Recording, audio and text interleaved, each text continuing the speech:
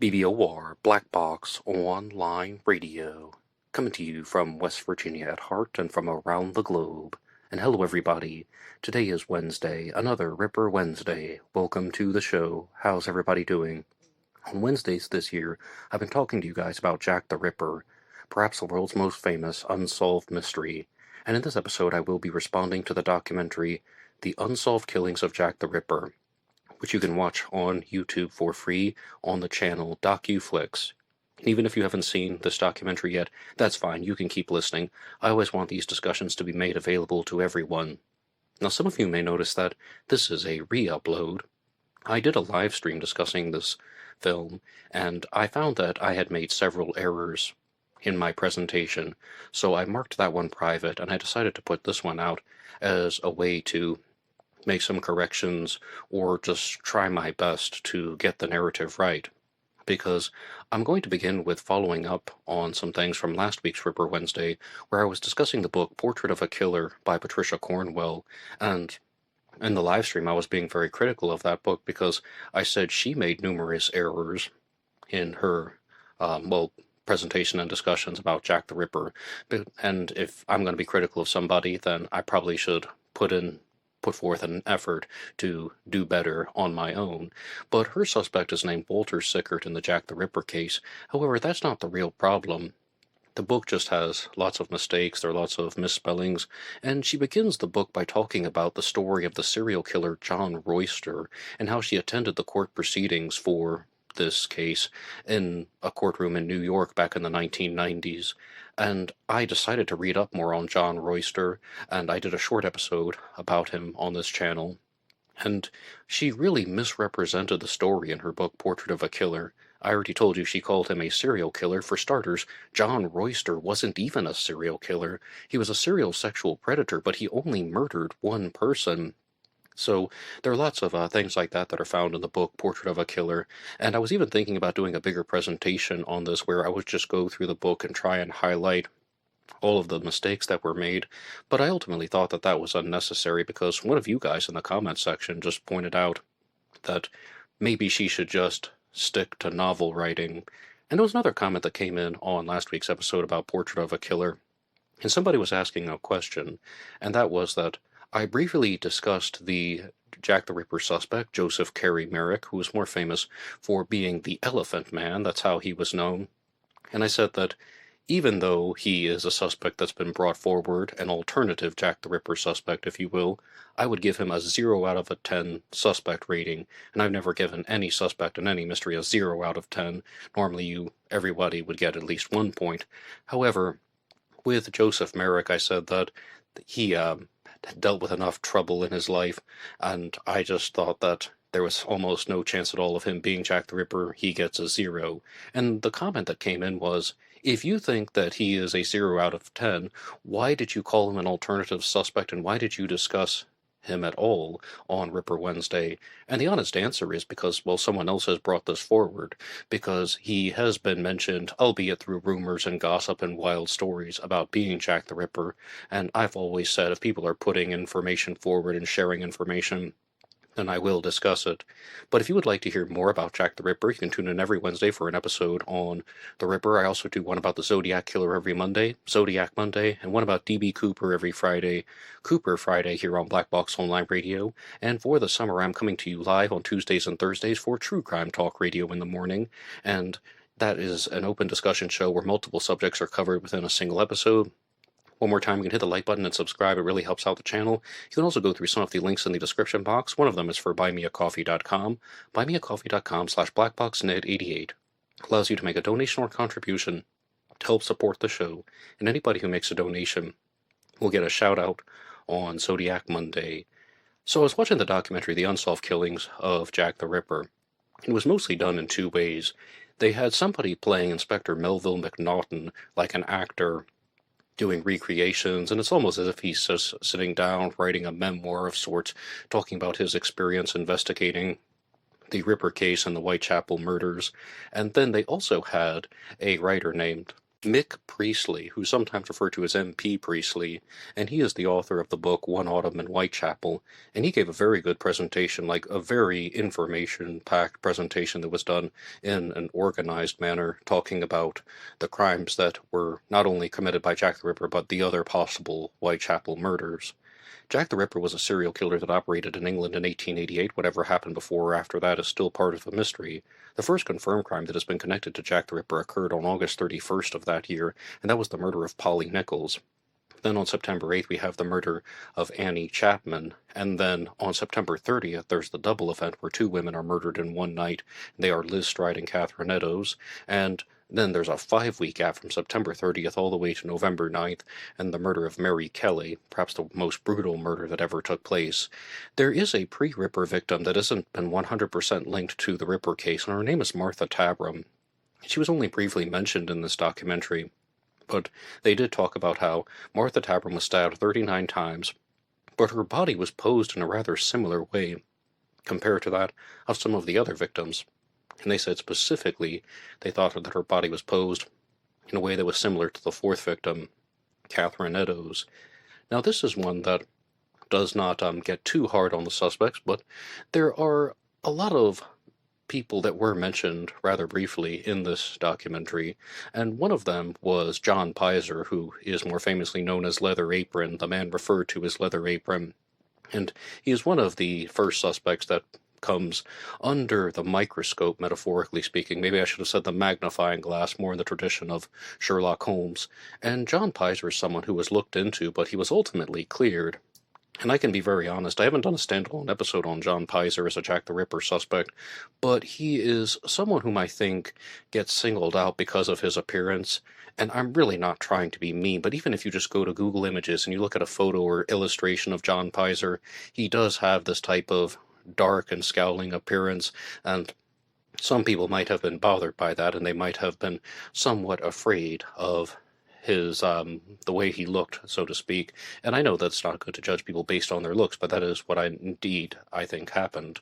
And then there was another Jack the Ripper suspect that I've never mentioned before on the channel, and his name was Jacob Eisenschmidt. And this is one where I was thinking, now wait a second, there might actually be something here. And this is all coming from the presentations that were done by Mick Priestley, and he's saying that Jacob Eisenschmidt was a butcher who worked in the area, and he actually went through some major tragedies. Firstly, he lost his business, then he had a mental breakdown prior to the start of the Ripper murders, and I'm just thinking, okay, butcher, anatomical knowledge, familiar with doing the things that the Ripper would have done, because the Ripper didn't only murder women, he cut them open and disemboweled them, and he also stole organs from multiple victims, as well as handled multiple organs and moved them around, like, for example, with the murder of Mary Kelly. And with the story of Jacob Eisenschmidt, his wife reported that he became increasingly abusive, increasingly violent, and just his deviant behavior began to escalate. And I'm just thinking, all of this seems to tie in together with somebody who could have gone on to become Jack the Ripper. Mental problems, losing a business, increased violence. But according to Mick Priestley in the documentary The Unsolved Killings of Jack the Ripper, both John Pizer and Jacob Eisenschmidt were cleared as Jack the Ripper suspects. But there seemed to have been some type of debate that was going on in the presentations in this documentary, and they're sharing some different points of view. Firstly, a lot of people thought that Jack the Ripper was most likely a doctor, because, as I said, the Ripper is taking out specific organs from the people. With Annie Chapman, the uterus; with Catherine Eddowes, the kidney; and Mary Kelly had multiple organs removed and taken out from her body. And I'll talk about that later on. But they were also saying that Jack the Ripper might have been a butcher or a fishmonger, and one of the suspects that I've talked about a lot on Ripper Wednesday is named Jacob Levy. He is the suspect of Pat Brown, as well as of Neil and Tracy Ianson, who wrote the book Jacob the Ripper, and they just zone in on all of those things, as well as stating that a butcher would be somebody who also just can do everything that Jack the Ripper did, and Jacob Levy even had his own mental breakdown. How many butchers do we have with mental breakdowns going on in the era of the Whitechapel murders during the Autumn of Terror? So always more to investigate there. But I really found that there were some things that allowed me to waver on a different suspect, and his name is Joseph Barnett. Now, I've talked to you guys a lot about Joseph Barnett on this channel. I have a standalone episode about him, and Joseph Barnett was not featured in this documentary as a suspect, but rather as a witness. He is an associate of Mary Kelly. He was an associate of Mary Kelly, the final victim. In some sources, he's referred to as an ex-lover. In this documentary, The Unsolved Killings of Jack the Ripper, he was solely referred to as her ex-boyfriend. But there's a very famous illustration of Joseph Barnett where he is simply called a friend of the deceased. And for a while, I thought very highly of him as a Jack the Ripper suspect. He was actually in my top 2 tier of Jack the Ripper suspects. And the reasons why is, firstly, it's the ex-boyfriend. Yeah, of course you're going to suspect him. The amount of overkill that was done to Mary Kelly's body is very much about something that seemed personal to me. But here are some things that are discussed in this documentary, and that is that Joseph Barnett is the person who identified Mary Kelly's remains, and she was identified by her hair and her eyes. And in the book, Jack the Ripper, an Encyclopedia by John J. Edelston, he states there's some piece of misinformation that goes out that says that she was identified by her hair and, sorry, by her ears and her eyes, but it's actually her hair and her eyes. I mean, I suppose it's always best to get things right, but either way, Joseph Barnett is somewhat able to identify her physical remains, even though she was severely mutilated. As I said, the murder of Mary Kelly might be one of the most brutal crimes to ever take place in the history of the world. This guy, Joseph Barnett, must have put on one amazing acting job for the police to have duped them by being the person to identify Mary Kelly's remains, and I don't even know if he would have been that convincing, but he was a fishmonger, and he's somebody who's just handling a knife all day, cutting apart fish, pulling out organs as well. And they went through a very big presentation on the murder of Mary Kelly in this documentary, and they talked about some of the details that I haven't shared before on the channel. Mary Kelly was mutilated beyond recognition, mostly. Her thighs were cut down to the bone, and the flesh was pulled up and taken out and put to the side. Her liver was removed and placed between her feet. Most famously, her heart was removed and taken. It's almost as if the Ripper stole her heart, and the flesh on her face was cut away. Just countless things were done to Mary Kelly, and they estimate that the Ripper spent an approximate time of maybe 2 hours with Mary Kelly, and I suspect that it's quite possible that the Ripper was high on cocaine when he was committing that murder, and I'm not even joking, because it was just done in such a vicious way. Now, there are other people who just think that, well, the Ripper murdered Mary Kelly, and this is the crime that occurred indoors. With the murders of Polly Nichols, Annie Chapman, Liz Stride, and Catherine Eddowes, those all took place outdoors. By committing the crime indoors, he wouldn't have been interrupted.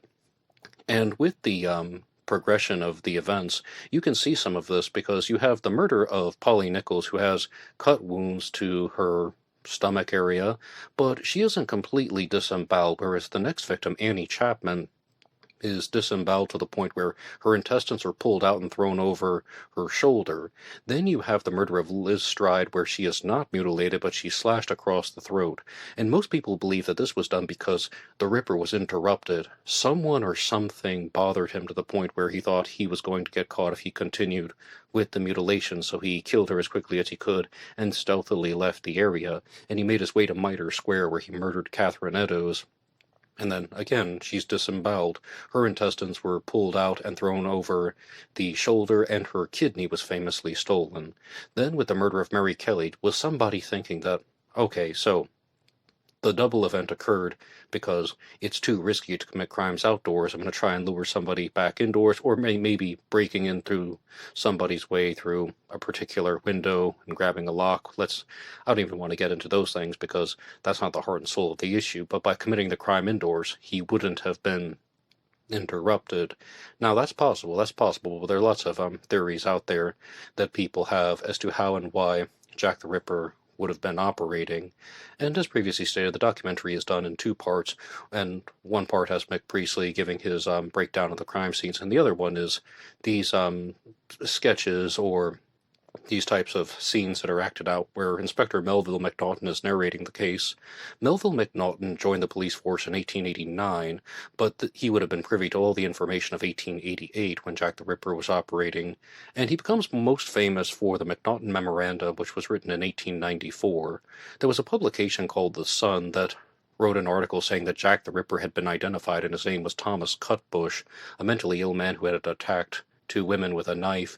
But what Melville McNaughton did in response was saying that there were three suspects that he would rank higher than Thomas Cutbush, and their names were Montague John Druitt, Aaron Kosminski, and Michael Ostrog. Michael Ostrog almost certainly wasn't Jack the Ripper. He was incarcerated in France at the time, so they believe, or so it's been widely shared now. And with Montague John Druitt, I have a standalone episode on him, and I don't think that he matches the psychological profile very well, but I go into that in greater detail in my episode. But I am forced to admit that Aaron Kosminski is indeed the prime suspect. So, as they go through these discussions on Jack the Ripper, they also talk about the popularity of the story, and they point out that there are some things about this case that are different than other unsolved mysteries and other serial killer stories. And at the end of the documentary, they were asking a challenge question to Mick Priestley. That is, why is Jack the Ripper's story so popular? And you guys know that I can't resist challenge questions here on Black Box Online Radio, and Mick Priestley had a very different response than I did. When I've been faced with this question, I've normally said that, well, it's not only a story of the true crime world, there's also this desire to unmask the killer, because Jack the Ripper is not only a serial killer, he's also a persona. They want to unmask the persona and find out who Jack the Ripper was. So it's a true crime story partnered with a problem-solving aspect. But Mick Priestley had a different response, and he said that it was firstly about the horrific conditions that people were living in England at the time, in Whitechapel, the poverty, the misery. And people have a certain sense of horrible curiosity, miserable curiosity, and morbid curiosity, and it even does tie into the violence. Some people are genuinely interested in the gory details, but he thought that there was a bigger reason, and that is that Jack the Ripper's story received an enormous amount of attention. It became a media sensation, and it was a sensation that never ended because the story was never solved, the case was never solved, the killer was never identified. And he talks about how there was a serial killer that's operating in England, firstly in a European country, in a very populated area, being London, and there's just so much news coverage that is going on about the Ripper case. And even Richard Jones of Jack the Ripper Tour was talking about this when he said that Jack the Ripper was a name that was on the Dear Boss letter. That's how we get the name Jack the Ripper. And the Dear Boss letter was sent to the Central News Agency. That means it didn't just go to a newspaper and get put into the local papers. It went to the news agency, so it went out on the wire, and it received national coverage. And I think all of those are the answer to the question, why is the Ripper case more popular than other stories? Yes, morbid curiosity. Yes, gory details. Yes, the problem-solving aspect. People want to identify the specific killer that has a persona attached to him. And also, I think that everything that Mick Priestley was just saying about the amount of news coverage and the fact that it has never been solved. But what do you think? I would love to know your response to that. Why do you think the story of Jack the Ripper is more famous than other serial killer stories? And the final thing that I will share with you is that, as I said, Mick Priestley wrote this book, One Autumn in Whitechapel, and he was asked more about whom he thought was a very high-ranking suspect, and the one he shared his disgust in his book named Albert Bockert. Albert Bockert was a British-German individual who did what Mick Priestley calls hiding in plain sight. And as you see, I am a newcomer to his story, so I'm not even prepared to do a full suspect profile episode on him as of now, maybe next week for Ripper Wednesday. But Albert Bockert becomes somebody who inserts himself into the Ripper mystery, and he's spending a lot of time with investigators. He's trying to be close to the entire investigation. He's also claiming that he's receiving letters from Jack the Ripper. And it seems that he has some type of infatuation with George Lusk, who was the chairman of the Whitechapel Vigilance Committee. But this becomes important because George Lusk goes on to become the recipient of the From Hell letter. This is mostly the theory that it appears that Mick Priestley is working with, that this guy, Albert Bockert, was someone who wanted to hide in plain sight. He wanted to write letters as Jack the Ripper, but also write letters to the media under his own name, and we see a very similar theory involved in the Zodiac Killer mystery. But it's the whole concept of he's showing people what he's doing. It's making the taunts in different ways. And it's not uncommon for serial killers to try and interact with the investigators that are trying to catch them, because it appears that this just happens time and time again. For example, William Suff, the Lake Elsinore killer, bought lunch for the task force that was trying to capture him. And this is a common behavior. And another thing that's brought up by Mick Priestley about his suspect is that Albert Bockert was someone who really wanted to be at the inquest for Francis Coles, one of the murder victims in 1891, perhaps the final victim of the Whitechapel murders. And, he just insisted upon this, and they almost like had to get the police involved to remove him. And is this just an example of someone who's really trying to hide in plain sight and just show off that he was a murderer? Now, with the murder of Frances Coles, I have a standalone episode on her death, as well as one on the prime suspect in the case named James Thomas Sadler. James Thomas Sadler was the last person to have seen her alive, perhaps, and he's also following her, and then later on that evening he ends up with blood on his shirt. And it sounds like it makes sense. It makes so much sense, except supposedly he had an airtight alibi that he couldn't have been the killer because he was with other people at the time. And I just began to wonder so much, is it possible that that story is just false, that he actually killed her, and that he got people to vouch for him, or they falsified his alibi to some certain extent? But I don't think that James Thomas Sadler was Jack the Ripper at all. He was a sailor, and he was able to produce his logbooks, showing that he was away at sea at the time of some of the Whitechapel murders. And, there were newspapers that were even reporting that Jack the Ripper had been identified as James Thomas Sadler, and then they're just like, no, most likely it wasn't him. But, I guess this could show that I see the reasons why that somebody would suspect somebody like Albert Bockert, but I really have to look more into this guy, and he has a few alarm bells that are going off from me, but I'll have to do a lot more reading. And as I said, this episode was a reiteration of a previous one, and I really thank you to all the people who have listened to this. If you heard this twice, you're absolutely amazing, but I just wanted to put this one out there and share my responses to the documentary, The Unsolved Killings of Jack the Ripper, which is available on YouTube for free, and you can watch that. And if you have any ideas for future episodes, you can put them in the comment section down below. Anybody can write the show at blackboxonlineradio@aol.com. You can also get me on Facebook. My personal Facebook is in the description box, and it's also under the name Ned DeHaan. I have a page on Facebook, Black Box Online Radio. I'm on TikTok, Black Box Online Radio, BlackBoxNed88 on Buy Me a Coffee, BlackBoxNed88 on Instagram, and I will see you over there. Until next time.